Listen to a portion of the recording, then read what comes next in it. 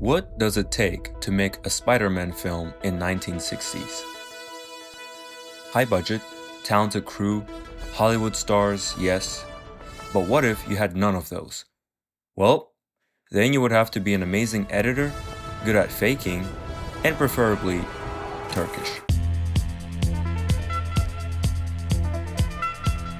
Late 20th century in Turkish cinema is considered the golden age, not for its artistic achievements, but for the number of remakes, rip-offs, and pirated material. 200 films a year, the production factories produced films like Tarzan, Dracula in Istanbul,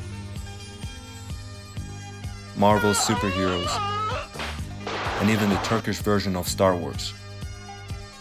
No one could stop the production companies from stealing. It was the Wild West, or should I say, the Wild Middle East.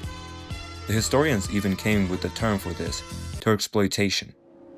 Granted, there were also original films by local directors who pushed towards forming the unique cinematic language.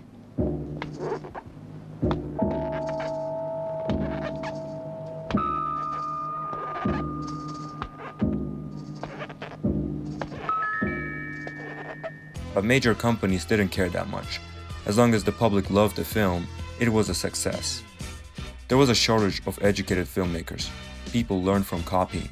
Lacking cinematic locations for films like Tarzan, they stole stock footage of other countries and even entire scenes. Of course, original soundtracks were copied too. Simple costume designs and special effects were oddly entertaining. It was more than enough for the newly exposed Turkish audience. The mainstream strategy of the time was, if you can't make it, steal it. Eventually, people got tired of the fake. The repetitive storylines felt like fast food films. There was nothing Turkish in them. In 1980s, everyone looked for answers and identity during the social and political unrest. Many independent directors began to create their own films. Class of Hababam was a satire on the education system, pointing out the separation between the youth and the older generations.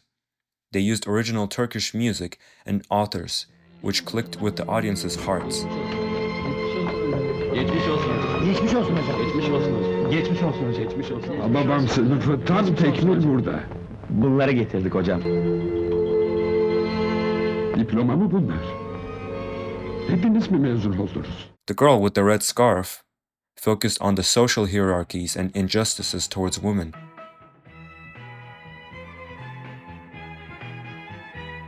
Well, what does it take to make a Turkish film? High budget?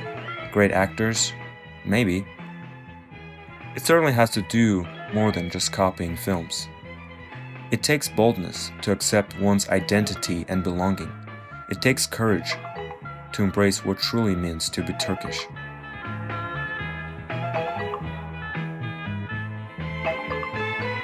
And maybe a little stealing.